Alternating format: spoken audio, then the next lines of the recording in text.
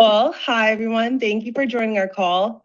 So this is really for our class on strategic thinking and really understanding what it means to work with others and influence and what it means to come together to work for a certain goal. So today we're here to talk about struggles international graduates face after completing their studies in the United States. But again, I just want to start by saying thank you for helping us with this and taking your time out of your day to be part of this conversation. And with that, this really is a conversation. We may chime in to ask some follow-up questions or just bring up some themes as well, but we want to hear from you and you guys can bounce off of each other. So there's no right or wrong answers here or anything. But to start, I think it'd be great for us all to introduce ourselves, or really our guests to introduce yourselves. Please say your name, your home countries, what you studied in the States, and what are you guys doing now? Sure, I can go first. My name is Isabel. I'm from Peru. I did my MBA STEM degree and then I did an MIM master's. So my first 2 years in the States were only about studying. And now I'm working at a marketing agency as a digital marketing manager there. I think that will be all for, I think that's, go ahead. My name is Rafael. I studied my MBA, and after that, I did a dual degree in business analytics. Now I'm working at Philips in insights and analytics for e-commerce. Great. I can go next. I'm Ayushi. My home country is India. I studied computer science and business for undergrad, and now I'm doing product management at Microsoft. Oh, nice. Thank you. And we may ask where you guys are from as well in your home countries. And we missed that in the recording. Sorry. Yeah. I think Isa did mention she's from Peru. Yes. I'm from Mexico. Mexico. Okay, thank you. Yeah. So I think it's be great to really hear about, you guys got here and what was it like to transition to the workforce after you spent 2 years Isa studying here in the States, making that transition. Was it a smooth one? How long did it start? When did it actually, feel the pressure and getting to that force when you're getting closer to graduation? Or what was that transition like? Sure. It's not a fun ride, that's for sure. I know a lot of my friends, and even I struggle a lot. I was one of the luckiest ones who actually finished with an offer, but it's not easy. You're always trying to find new connections, and you're putting yourself out there and you're trying so much to get a job. I think for me, the greatest part was that I found something in Boston at a company that I like, within three industries that I really like, which are education, health, and tech. So it was very nice, but I know the process and the road to it was kind of ups and downs. You get so much rejection letters saying, I'm sorry, or you have a great, but no, all those that you're just so done with them and you're just looking forward. And whenever you feel that you have done amazingly on an interview, then you are just waiting for the next step and you're I know it can be very, very tiring and draining. Luckily you get something. How far along in the process, or when did you start applying to jobs while you were a student? Oh, well, for me, I started during my second master earlier. As soon as I started my second master, I started applying. Of course, more not to get the job offer, but I felt for me it was very important to just test and try and go as many interviews as I could to actually evolve, because you're also getting very nervous. And I know Andressa, because sometimes my English doesn't English as well. And I'm just trying to figure it out and to feel comfortable with that environment. It's just, that's why I started earlier. For me, the big difference with ISA, for example, was I didn't start as soon as I started business analytics. I started in January, because the first couple of months of the dual degree, I wanted, for me, business analytics was a whole new world, completely. So I wanted to get a hang of it before getting my mind distracted and I need to find a job related to something I have no idea about, So Those first couple of months were like, okay, I need to focus on the master's degree, which is something completely new for me. And after that, okay, now I can start looking for jobs where I can apply what I've learned and stuff like that. And yeah, I mean, as Isa said, like she was super lucky that she got an offer before she graduated. In my case, for example, while I was still studying, I was in a process. I decided to put like my OPT start date like super early because I had a reference and this and that, and all of a sudden the process got frozen and sorry, but we're not gonna be able to hire you. But I already started I already had my OPT start date super early, stuff like that. So it was a roller coaster, ups and downs, rejection letters, interviews here, interviews there. At some point, I even like considered moving to Mississippi because I had an offer there. And I was like, you know what, an offer is an offer, so I'm just out of here. But luckily, like the last month before I decided to go back home, I got the offer letter for the job that I'm working at right now. And it was like, okay, perfect. I get to stay here in Boston. So, what were you doing before this? Because you mentioned that like business analytics was a completely new field to you. So what were you doing prior that experience? So since it's the first year of OPT, we are allowed to work in whatever field you want, right? It's the second, third year of OPT, the STEM OPT, where you have to apply something of business analytics. So because of that, I was able to start working as a concierge at different buildings. So I was the front desk person. It was a job that allowed me to pay the rent and pay my bills for those couple months that I had to do it. Because, yeah, I mean, since I had my start date of the OPT so early, the clock started running. I had to stop it with something. I found this job thanks to a friend. And like, I started working as a concierge for a couple months, yeah. Awesome. What's the month that you start OPT? Sorry? What's the month that you started OPT? I started my OPT 2 weeks after graduation. Wow. That was very optimistic from him. That was very optimistic, yeah. I mean, it was very foolish, not optimistic. And thank you for sharing with me that English is hard for you too, because for me it's so hard. Don't worry.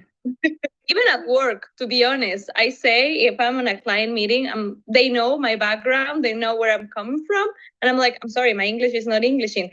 To the point that even my English colleagues, my American colleagues, they are like, Isa, I think our English is not Englishing that well. So it's nice because you get nervous and it's so hard to think in other language and to be sharp and actually on point that you will make some mistakes here and there. So it's okay. Fantastic. Thank you. Awesome.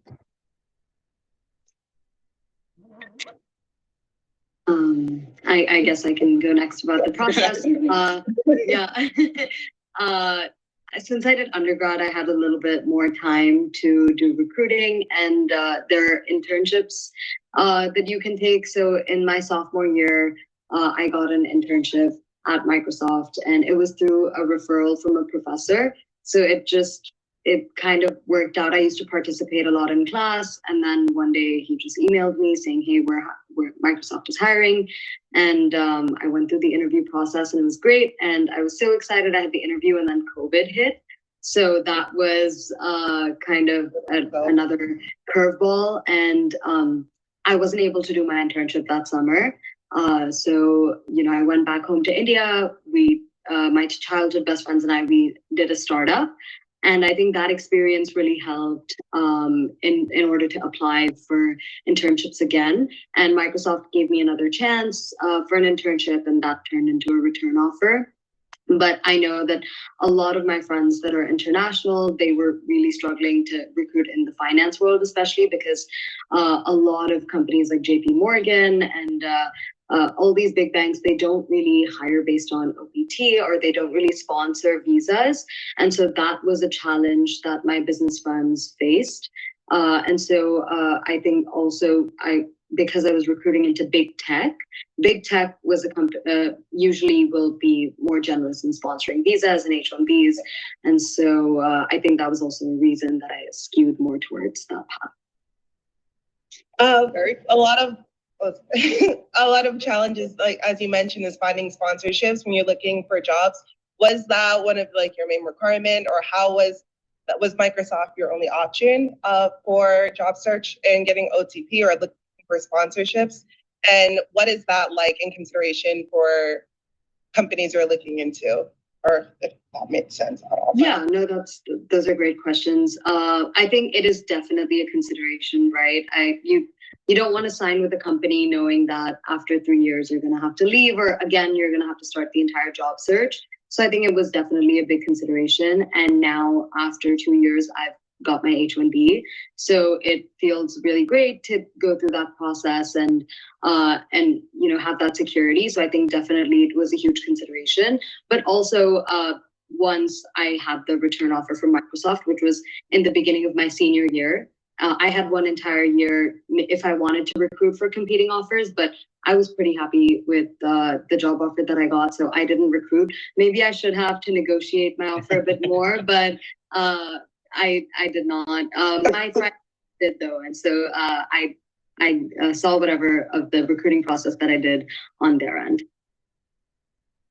Very good. And you try to start this before you tried stood before to apply in the Microsoft has a process to start? Yeah. I started pretty early, I think sophomore year. So I had 3 entire years to prepare. And I think time is really your best friend when it comes to recruiting, because if you keep going at it, one company will definitely have a spot for you. So it's literally just how much time you put into it, how many days, and just if you keep reaching out to people, that really helps as well. And Isa, when you guys had to talk about sponsorships with your company, did that come up in the interview process at all, or how was that addressed as well when you're going through those? Well, for my experience, I was actually okay. I was okay at the beginning. I was looking for a place that I really enjoy working, that I felt that it was the place I wanted to work and build my professional career path. The month right after, I had the conversation, but I was already signed the offer. I was like, you know what? I'm just going to give it a shot because I really believe in this company and what they do. And to be honest, there is a point where you need to be sincere with yourself and say, hey, this is what I want and this is what I'm looking for. I had that conversation with me and I was like, you know what? I want to work at the place that I really enjoy and I feel I'll add value and I'll get value from it. So it was very nice that 1 month after, my boss called me in and he was like, well, we're sponsoring you, right? And I was like, actually, I didn't, but thank you. That's so great news.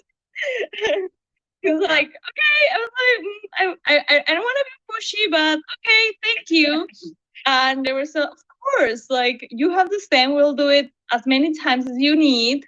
And he's very well. I work with higher education, so I work with a lot of universities, with the marketing with a lot of universities. So he understands this struggle of an international student perspective of I have invested so much, not only money wise, but also energy and emotionally, that he understands that perspective. And he's like, whatever you need for you to stay, or whatever you need for you to actually get the goal, because at the end of the day, we came here because we had a greater goal in mind.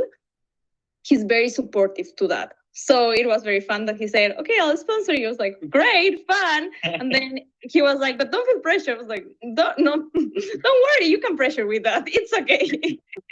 More hours of work, I'll think about it. That you can pressure with me. So I think that's awesome. It's very ad hoc, these type of conversations and situations. I know Rafa has a different experience. I mean, yes and no, because in my experience was the first call I had with a Philips recruiter. in my mind, I was like, you know what? I'm not gonna even mention that I need sponsorship, that I'm in a visa, like stuff like that. I'm not gonna lie about it, but I'm not gonna mention it if it's not brought up, right? But the recruiter was also the consultant for Philips that is in charge of sponsoring and visas for the company. So he was the first to ask me like, oh, and are you? I saw you put that you don't need sponsorship, but you are you're not a resident. And I was like, yeah, because as Mexicans, we don't need sponsorship for the H-1B. We have a special working visa, which is the TN visa. And so I basically told him like, yeah, you know what? Like, I don't need sponsorship.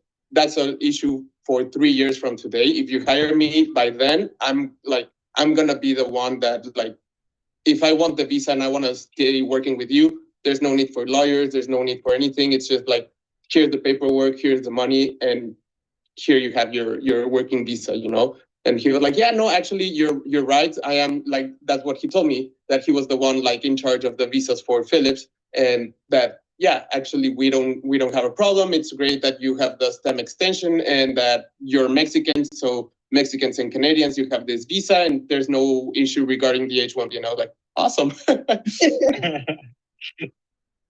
It's great awesome. that he's like the person to interview, get the information needed right off the bat in the beginning of the process. It was crazy because I mean, in the back of my head, I was like, I don't want to go, like maybe the information I have is a bit wrong. And I already went, like ahead and said this and that. And he turns out to be like the expert on the matter. And he like, actually you're wrong because you do need sponsorship and you do need this and that. And I was lucky enough that he said like, nope, you're right. And I was like, oh, great. No, I'm pretty sure that must be a really nerve-wracking experience to, start that conversation with your employer that, hey, you know what, I might need sponsorship. Yeah, but at the same time, sometimes they even forget it. Like right now, I'm in the process of getting my OPT, like the STEM OPT, and they're like, "Oh, you're on a visa," and I was like, "Yes." So like sometimes, like my manager, he had like no clue. It's like the HR department, the one that like actually cares about that. They really have to push, to the manager to talk to the HR. Hey, you know what? Yep. Start the process. Yeah, makes sense. That's awesome. Of course, let's talk about finances. Of course, coming to an international country was not an easy decision, financially. And a lot of students that I know had to avail for financial aid or take student loans, even for their, to pay rent. Now that you all have jobs, what are some of the major expenses or like unexpected expenses that you've had to incur, which you didn't, really account for before coming to the US? I'll let Ayushi to answer first, and then we. Yeah, I think when you're in college, really your main expense outside of tuition, of course, is just rent. Rent is the big expense. Food is cheaper on campuses. I would say there's some sort of dining plan and your friends are usually going out, is just going to each other's dorms, and it's just very relaxed in college, and everybody has this we're college students, so we'll stay at home, we'll do something studenty. But once you graduate, there's not that expectation anymore. Suddenly, there's 50% of your paycheck is going to rent, and suddenly you are faced with how much should I save? How much I have to do my own groceries. I have to cook. My friends want to go out. We have to travel, and there's just a lot of expenses that you don't foresee. And then I think for me, it's the first time that I've been earning in my life, so it's just budgeting about how much do you want to save, where do you invest, and all of these new concepts. I just started investing last month, and all of this is so new. That I really feel like it would have been helpful if somebody had talked to me about this before. I mean, we tried, Ayushi. But yeah, so I think just I think rent and food are really big expenses. Oh, and Ubers if you don't have a car. Yes. These are- True, very true. Yeah. Well, Well, on my side, I completely agree with Ayushi. Ubers, instead of let's take the train. Boston is a very walkable city, as you guys know. I find myself taking Ubers to places that I used to walk. That I'm like, okay, you are maybe too bougie now. Is that figure it out? You shouldn't be spending. But one of the things that I miss because I love to travel. One of the things that I just started doing the month I started getting more comfy with money, I started traveling. So my friends are like, "Oh, where are you going this time?" I'm like, actually, this weekend I'm going to Iceland, and those kind of things that I know there are things that I'm definitely not going to do through the year, but you feel the reward of making the money and actually spoiling yourself with those Ubers, with those because being an international student and going through the path of just focusing on studying and being on a budget, and your budget is not the budget that we all used to have in our homes. Let's be honest, at our homes back in our countries, we used to be very comfortable living, having a car, several things. Just the idea of I'm spoiling and I'm giving this to myself with my work, like Ayushi's her first work. She's spoiling herself. I totally encourage you to do that because it's very nice. You're doing those things for yourself. And yes, we also have the conversation of where to invest and how do I save, where to save, or just thinking about documentation and paperwork that you need to start thinking, or taxes. Oh my God, I need to pay my taxes, guys, and they're not cute. I'm like, how I can't owe the state that much, but it's just a balance that you need to think. But I totally encourage to each one spoil you as you want. Or pay your loans in that case, like which is my case, for example, like I did get a student loan for the MBA in the dual degree, and now it's like you have to pay that, and you have to pay that plus pay rent plus survive plus spoil yourself a bit less as this girl does. But I mean, you still have to enjoy what you do, right? Like it's your work, it's your sacrifice. Enjoy it. So it's like, okay, this is my responsibility. 50% goes into responsibilities. You know what? Like if the minimum payment for my loan for this month is, let's say, 800, I'm not paying 800 and paying it in I don't know how many years. I'm paying 1600 so I can cut the time in half, because like that's the goal, right? So right now for me, those are my finances, like paying the loan as soon as possible. And from there, like rent, groceries, other, like utilities, blah, blah, blah. And after that, okay, spoil yourself. But yeah, that's. I mean, with all those payments, are you able to save anything or like invest anything right now, or just it's all like very difficult right now to just pay off that rent? And right now, it's building a small savings account. So nice. Once it's a bit bigger, it can go into an investment. Perfect. Wish you all the best for that, man. Oh, thanks. Yeah. You also mentioned. Oh, sorry. Go ahead. No, go ahead.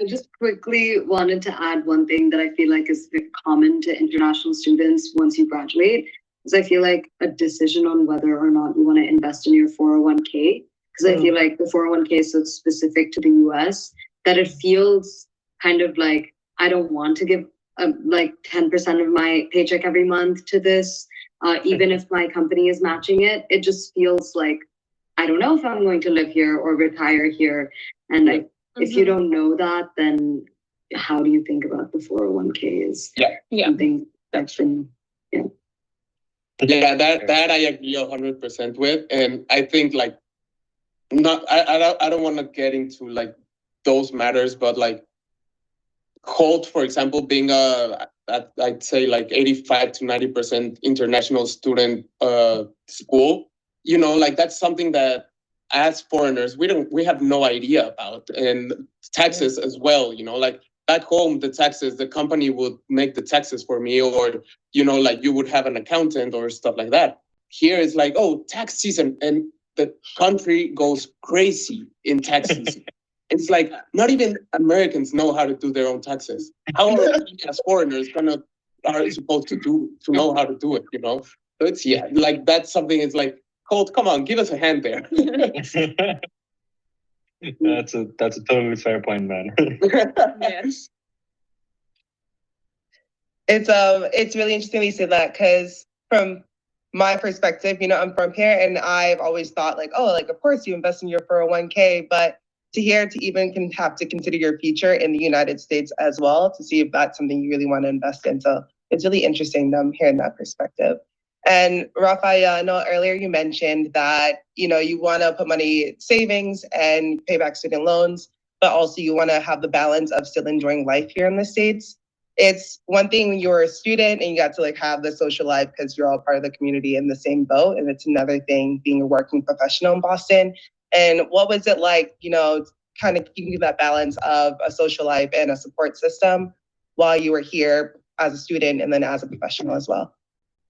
I think it went hand in hand with the fact, like when you're a student versus when you're working. When you're a student and you decide to go out on a Tuesday night, it's like, whatever, I have class tomorrow, I don't care. When you're working and you decide to go for dinner on a Tuesday night, you kind of think twice about it, that maybe tomorrow at 8 a.m. you have a call with the director of e-commerce, in my case, for example. And it's like, I don't want to make a bad example, like here I need to prove myself. I need to showcase like who I am, where I am, and why am I here.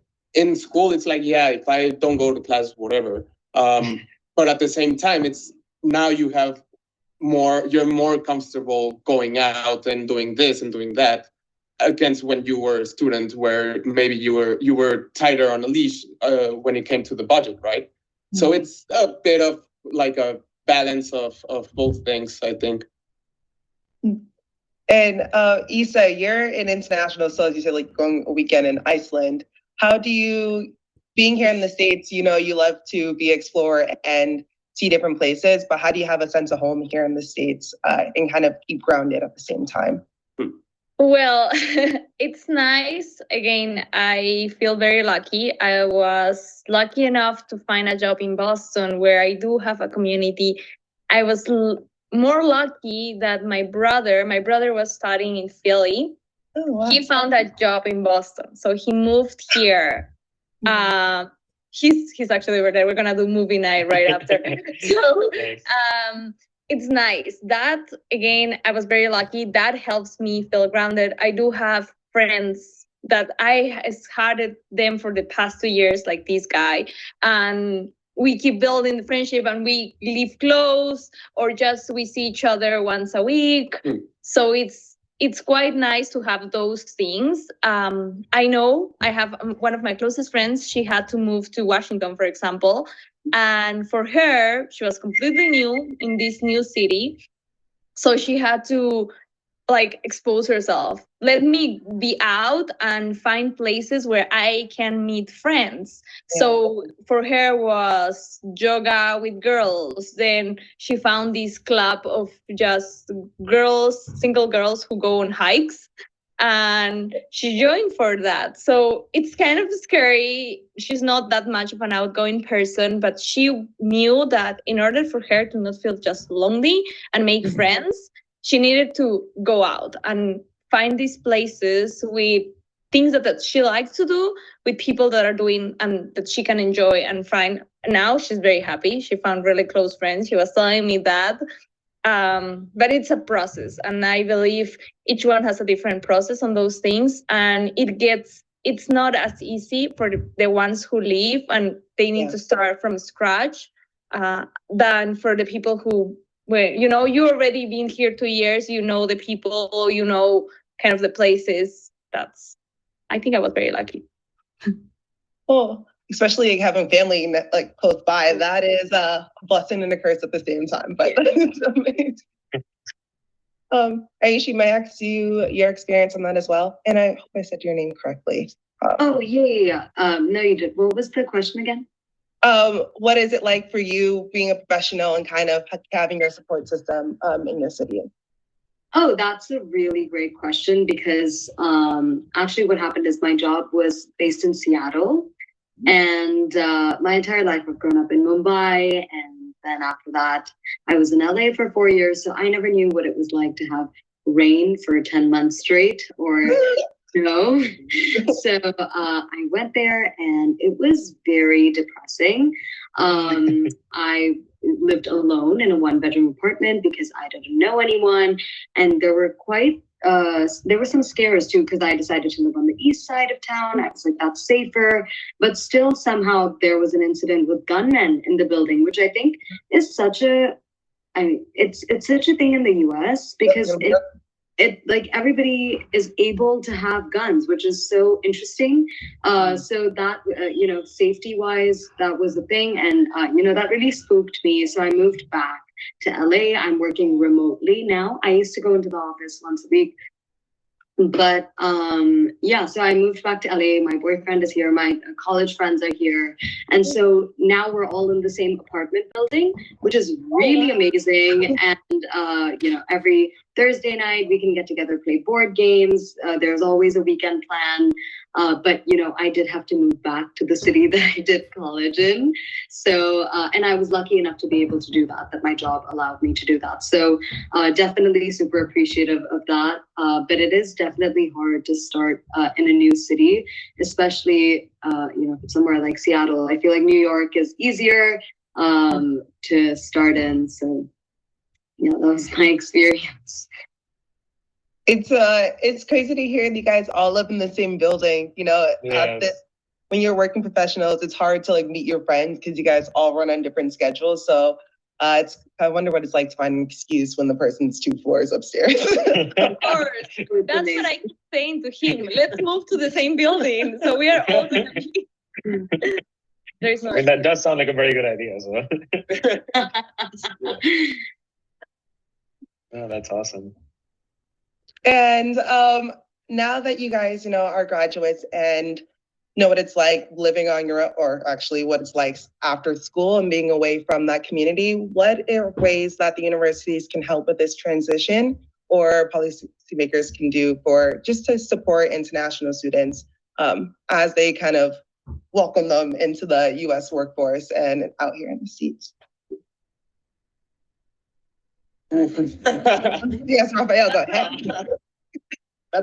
I don't know if there's a handbook that someone can give you about how to join the workforce in a new country, I mean, for me, for example, it was very weird. I don't often go to the office. I go sometimes once, sometimes twice a week to the office. Sometimes I don't even go to the office.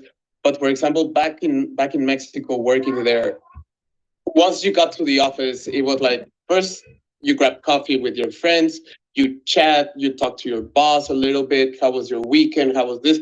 And maybe an hour later, you start working.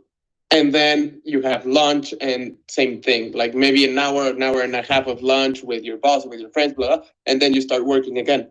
And I mean, in the end, you have to do your work and comply, but here, like whenever I go to the office, it's like, by the time I get there, it's like everyone with their earphones plugged in and no one talks. And it's like, for this, I would just stay home. At least at home, I can play my music out loud instead of in my earphones.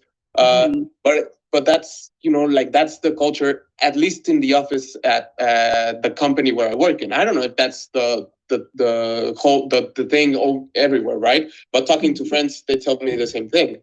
And it's like, that's weird. For me, that's weird.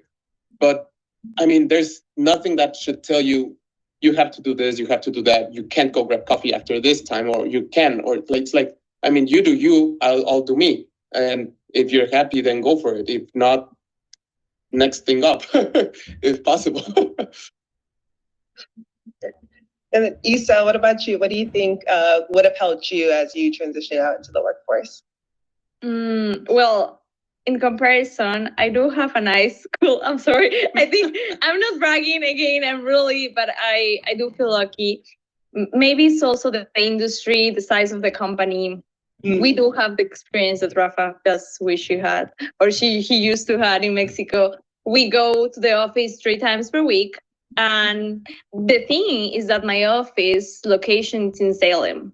So for me, the decision was I am not going to move there because there is nothing to do there. I am a city girl. I like the city. I need to have my friends close. But I commute and it's like 1 hour by train going and coming back. Of course, the winter is the hardest season because it's cold and dark. Yeah. But I do enjoy going to the office. I think especially for the type of business that is the company is a consulting, it's us humans working and chatting, literally workshopping every day about each client's problems. So the experience of being in the office, it's very important, but it's also, we have 2 to 3 days, you can decide that we do remote. And it is nice. I also think it's the connections, my colleagues are my friends also because we do a lot of travel. We travel a lot together. So you ended up connecting more if you are spending this, 12 hours per day with the same people. Like, okay, I'm going to call you my friend. We're friends now, just accept it. If I am with you from 7 a.m. till 10 p.m. the same day, we are friends. In my life. You know more than me, than many people now. So it's fun. But I think it's part of getting the immersion of what American culture is. And yes, you have these type of offices and this type of experience, but you also have remote work that Ayushi is doing. And I'm like, I would like to know how is that? And you have my hybrid mode, but very immersive experience. So it's the American culture and also the business culture. Like, what's the business? And my company is very honest with that. We're very horizontal. Because he builds on relationships. And since we're consultants, we just talk. Like sometimes the whole day, I'm just like, I arrive home and I'm done. I have been talking the whole day about nonsense and things that are important, but the whole day. So I think those are things in my case. Yeah, I'd love to answer the Gen Z question. I'm sorry. Why did I say Gen Z? The remote question, which I associate with Gen Z. Okay, now we know you're a Gen Z. Thank you. Yeah, I think I was going to say that I think remote work is a very Gen Z thing. I've heard from anybody who's like an adult or from my parents' generation that, going to work, that's where you build a reputation. That's how you build a network. And it's really important to go into work. And I feel like, and that is the whole reason I moved to Seattle in the first place. But when I went there, I realized that people are not really going into work. And even when they go into work, like how you said, they don't really talk to each other. And so why have I moved my entire life to go to a place where people are not talking and, it's 8 to 4, people are going home right after, nobody makes plans to do anything because we're all on tight budget. So it's just, there was no point, I think, in that. And in fact, I feel like the relationship is almost better remotely because you're able to schedule one-on-one meetings and, you can just say to a person on the team, like, hey, let's do a bi-weekly one-on-one. And so you find out a lot about their lives and you're also able to travel wherever you want, hang out with your friends, live wherever you want, which I really enjoy. For example, I was able to visit India a lot over the last year and spend almost 3 months with my parents, which I would not have been able to do otherwise. So I really enjoy the remote work part of it.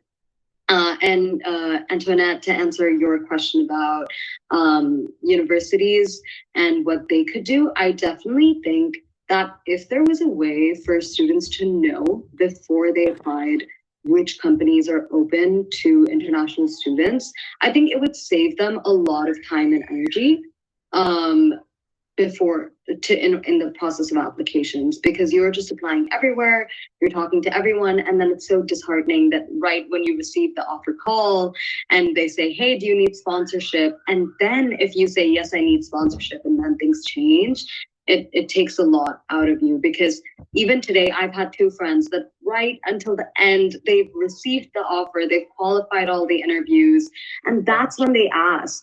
They say, do you need sponsorship? So they don't ask beforehand, and that is really unfortunate. So, it could save international students a lot of time and energy and emotion. No, absolutely. That sounds super difficult to, go through the entire, and especially with the American interview processes, which last for days. Like you have 8 or 9 interviews, that just like baffling to me. Like, what can you not find out in 2 interviews? Actually, guys, to tell you, there are tools to help you with that. And I know that because, again, my company works a lot with that. And we do a lot of international students research and analysis. And it's so nice that you're sharing that. I'm going to other places right now, but it's so nice that what you just shared, Yushi, because yes, there is a need for that. Because a lot of international students that are coming here, they are looking for jobs, and it's very hard. And like, you don't know till you're at the end. And then when you realize, you're like, you lost time, you lost energy, it's horrible. So there are studies and or there are current studies that are being developed to actually help that and help the institutions, encouraging to the institutions as universities and the companies to be very honest with that, because some companies, they are not aware of that. And then they just freak out the moment they hear international student or visa, because they don't know. And the shocking thing is that it's not hard for them. It's just that since they don't know, they prefer not to go there. So it's a system changing thing between the institutions, state institutions, universities, and companies to make them aware. Because yes, there are companies like Microsoft or Google that they know, but there are some mid-sized companies or startups that they don't know, and they will definitely enjoy and make the most from having an international student. But since they don't know how the process, and how there are things that STEM, you will have the international student at least for 3 years. How to get E-Verify. Those are easy things, but they get scared because they think, oh my God, it's paperwork and I need to pay something. So I do think those are things that it's not the universities changing, it's literally state, companies and universities helping this whole environment for international students to actually help them during whatever years they want to work here, and then getting a sponsorship if that's what they want. Because some of other students, they are, no, I'm gonna work here and then I'm coming back. But some of them, they really want to stay, and there are ways to do that. Yeah. That was me going over anywhere, but I just get so excited about the subject that I think it was very important to share. No, that's fantastic. Thank you so much for that. And so I think just a last quick question from our side would be, so given that most of you, well, all 3 of you have been in the US for so long, and so what if you just have to give us one suggestion or one advice, what would be your biggest takeaway, which might help us in the future, because we're about to enter the workforce ourselves. So from your learnings in the US and your being here, or from your education or from working, what could be one takeaway which we could all take away? I already have my Go for it. Go for it. Okay. One thing that I've seen work extremely well in the US is just reaching out to people, relationships. That is how the entire hiring industry works here. Recruiters can do something, but nothing really works without a warm introduction to even the recruiter. And for example, I had a friend who got her return offer for Bain in her junior year. which is quite early to get a full-time job offer in undergrad. And she told me she reached out to 5 people from Bain every day on LinkedIn. Right. Wow. And that's a lot of people to reach out to every day, but it happens, it works. If you just are diligent about reaching out to people on LinkedIn, they will refer you to their manager and something will work out, because that is how the hiring system works. They are always looking for people who are reaching out to them, even if it is cold email. And I know there are like tons of stories about cold email, but it does work. And I think that is a sure shot way, even though it may take longer, it is a sure shot way to get your dream job or whatever job that you want. Awesome. I completely agree with that. I mean, it didn't work for me personally. For me personally, it was patience and persistence. Like those two, like definitely, like keep going for it, keep, pushing the apply button, even though you're tired and stressed and you want to give up and go home. If you want to stay here, you have to keep pushing, because it's you plus a million more. So, like you have to outrun the competition. So for me, that was it. But I agree 100% with Ayushi, because having the referral, having the connection, having everything, like even if you don't know the person, but just having like your step on the floor and on the door before the person next to you, that's completely like it changes everything. Yeah. To add, because I completely agree with both of them, I think it's what Ayushi is recommending, what Rafa is recommending. And then, once you get that opportunity to have those interviews, just I think here's a part where you empower yourself. And during the interview, you just show confidence, because one of the things that happen is that you are so stressed about getting just one interview or just that one interview that the moment you go there, you're just so nervous and you can't. And just that part is also very important, because whatever your resume can say anything, but if you don't show up there and you show your skills and that you believe in your skills, then that won't go well as well.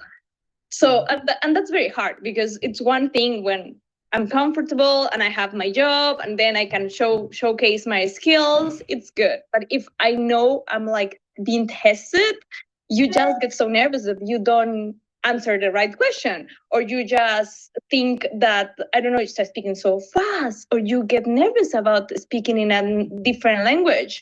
And you're like, okay, I can do this. And they know I'm an international student, so I can actually take time and pause and build on my ideas. And I know the 3 things I want them to finish the call by, okay, she does this, she's this, and she is looking forward to build this. Having 3 things highlighted, because you get nervous. That hour, it's horrible. And doing those for times 10 in a week, you're so stressed. So that will be my other thing. Just prepare yourself, empower yourself for those interviews, because that's the moment where you're showcasing. So it's a showcase.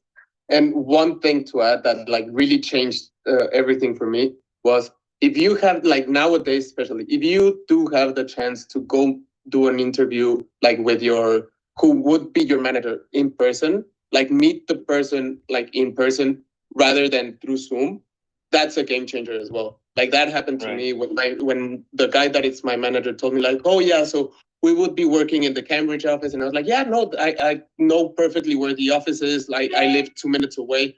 And he was like, oh, really? Would you mind coming in the office on Friday? And I was like, yeah, absolutely. I mean, I think that was a game changer, because we were able to have a face-to-face conversation with no screens, with no nothing in between us. Yeah. Wonderful. Totally love that. I mean, thank you so much for all of that. With that, we come to a close. I would love to thank all of you, Ayushi, Rafa, and Isa, for taking time of your busy days. I'm really thankful to all of you. And it's clear that, this is an important issue, and your perspectives will definitely help us, enter the workforce. And so, thank you so much once again. All the best. Happy to help with anything. Just Thank reach you. out, please. Arnav knows my number, so happy to help. I know how horrible is this experience, but you guys will go. You will go there. Thank you. Thank you so much, Thank you guys. so much. Thank you so Thank much. you. Have a Have a good nice night, guys. Bye. Bye. See you. See you.